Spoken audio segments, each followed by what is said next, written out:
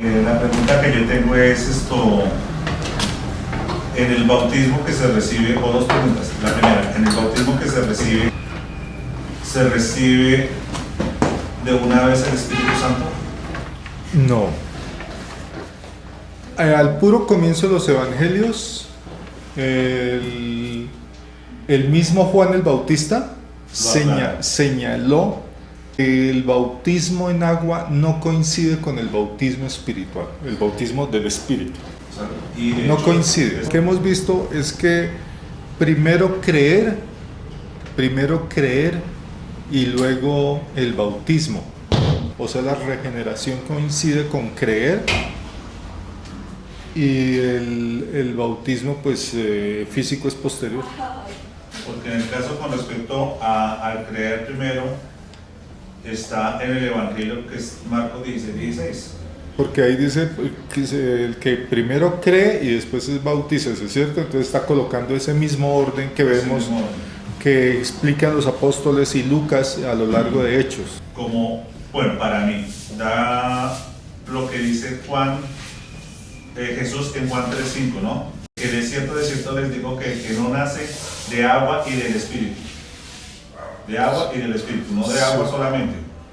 Y no solo del Espíritu, Sí. de agua y del Espíritu. No puede entrar en el reino de Dios. Sí. Eso es una afirmación absoluta que nos Sí. la cuenta Juan y que sale de la boca de Jesús. Comprendiendo la manera en la que le habla Jesús a un judío, ¿no? Ellos hablan en términos del antiguo, de las figuras y lenguaje del Antiguo Testamento, en la que el agua es una figura de la obra espiritual. Por eso Cristo mismo, la persona de Cristo, representa el agua viva. Jesucristo dijo, yo soy el agua viva. Cuando una persona recibe el bautismo del agua, ahí recibe el Espíritu. No. Listo. No tengo ninguna objeción con respecto a eso. Sí, o sea, ahí estaría dándose el primer paso que sería el nacer del agua. Sí. Listos. Si una persona cree y se arrepiente es porque ya recibió el don de Dios. Porque la fe es el don de Dios y eso incluye el arrepentimiento, Listo. que es lo mismo. Yo no tengo objeción contra Y eso. esas personas que llegaban a bautizarse con Juan el Bautista en el Jordán eran personas que ya creían y ya se habían arrepentido, habían entendido el mensaje de Juan, el mensaje del reino. Y cuando procedían al bautismo era porque ya habían creído y ya se habían arrepentido. No tengo objeción con eso, tengo una pregunta. Sí. Eso está conforme a lo que está declarado por Marcos 16:16. No tengo ninguna objeción con respecto a eso. Ahora viene la pregunta. Mateo 28:19, son palabras de Jesús que nos las cuenta Mateo. Por tanto, y hacer discípulos a todas las naciones, bautizándolos en el nombre del Padre, del Hijo y del Espíritu Santo. Bautizas a los discípulos. No es que los bautiza para ser los discípulos. No, son discípulos. Ellos ya están entendiendo las cosas y ellos terminan haciendo lo que hizo el eunuco, preguntando, ¿y yo cuándo me bautizo? Pero es porque ya creyó. Y ahí es cuando entraba Felipe y le decía, pues aquí hay agua, si usted cree, verdaderamente cree, si es creyente, sincero, pues entonces pasemos al bautismo. Y el eunuco dijo, pues pasemos al bautismo porque yo hice, y ahí hizo una confesión de fe. La ley asociativa en aritmética. No, el orden de los factores, en este caso sí, siempre vemos que creer es primero. Y eso lo vemos nítidamente con el eunuco, que él primero cree y luego se bautiza. Y eso lo hicieron los seguidores de Juan el Bautista. Y así fueron los testimonios en el libro de Hechos respecto al bautismo. Así lo hizo Crispo y su familia. Así lo hizo inclusive el malvado de Simón, que a pesar de que se coló, siguió los pasos que habían establecido los apóstoles porque creyó, aunque a su manera, pero después se bautizó. Si el eunuco hizo una confesión de fe, esa confesión de fe no sale de la carne, esa confesión sale de una persona que ha sido tocada por el Espíritu Santo. Una persona que es tocada por el Espíritu Santo, es decir, que recibe la obra del Espíritu Santo y por lo tanto el don de la fe, porque la fe es un don. Corríjame por favor si he entendido mal. Es que un niño por no tener el conocimiento previo, la fe en Jesucristo el bautismo lo sugiere respetuosamente Jaime de que no viene al caso de hacerlo en un niño. ¿Estoy entendiéndome bien? Sí. Listos. Eso para mí, y yo puedo estar entendiendo mal, para mí, contradice lo que dice el Salmo 51:5. He aquí, en maldad he sido mi pecado, me consiguió mi madre. Sí, pero a ver, nosotros tenemos un testimonio bíblico abundante. Dentro de ese testimonio bíblico, por ejemplo, me faltaba comentarle las palabras del apóstol Pablo sobre el bautismo en el primer capítulo de 1 Corintios. El apóstol Pablo dice, no, yo no me acuerdo si bauticé a alguien, creo que bauticé a uno y bauticé a otro, y en cuanto a los demás no recuerdo. Esas son palabras del apóstol.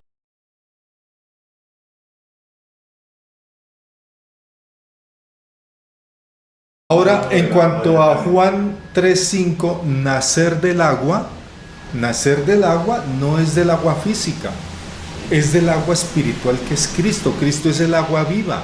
Esa parte yo no tengo ninguna objeción. Las palabras del Señor dicen, nace del agua y del Espíritu. Si fuera solo el Espíritu, simplemente dice el Espíritu. Digo yo. En el lenguaje de Jesús para con el rabino con el que está hablando, que es Nicodemo, sí. Esa era la forma de hablar de los apóstoles y de los salmos. Cuando se hablaba de que Dios obraba a través del agua, sea que Dios hiciera llover la lluvia temprana, hacía llover el agua, la lluvia tardía, el agua a veces se bebía, a veces decía que era una lluvia sobre un sequedal, a veces significaba era bañarme, a veces significaba tomar, a veces no es el agua, a veces es la leche. Entonces es tomar, sumergirse, llover. Entonces hay una cantidad de figuras, porque esa es la cultura o el pensamiento hebreo, era la forma de referirse a la obra espiritual, a la regeneración. Entonces, hablando de Jesús, Juan 3:26. Sí. Y vinieron a Juan y le dijeron, Rabí, mira que el que estaba contigo al otro lado del Jordán, de quien tú diste testimonio, bautiza y todos vienen a él. ¿Ahí Jesús está bautizando con agua o está bautizando con espíritu? No, está bautizando en agua. ¿Y entonces eso es una figura o eso es literal? No, el bautismo físico es un sello de la fe, de los que creen. Es decir, Dios nos sumerge en el Espíritu, pero después hay un sello, como una señal. El bautismo es una señal de que sí estamos sumergidos en el Espíritu. Vamos a hacer lectura de Romanos 4:9-12. ¿Es esta bienaventuranza solamente para los de la circuncisión o también para los de la incircuncisión? Porque decimos que a Abraham le fue contado la fe por justicia. Versículo 10. ¿Cómo pues le fue contada? Estando en la circuncisión o en la circuncisión o en la circuncisión. No en la circuncisión, sino en la incircuncisión. Versículo 11. Recibió la circuncisión como señal, como sello de justicia de la fe que tuvo estando aún incircunciso, para que fuese padre de todos los creyentes no circuncidados, a fin de que también a ellos la fe les sea contada por justicia. Y el 12, y el padre de la circuncisión, para los que no solamente son de la circuncisión, sino que también siguen las pisadas de la fe que tuvo nuestro padre Abraham antes de ser circuncidado. Bien, eso tiene una relación directa con los cristianos. Es el bautismo y la cena del Señor. Bueno, ¿qué cualidades tienen estas dos cosas? El bautismo es el sello de entrada al pacto. Por eso se celebra una sola vez. Y la cena del Señor es el sello de permanencia en el pacto. Por eso se celebra reiteradamente, ¿sí? Esto es en el Nuevo Testamento, pero ¿cómo era en el Antiguo Testamento? En el Antiguo Testamento era lo mismo, porque se tenía la circuncisión,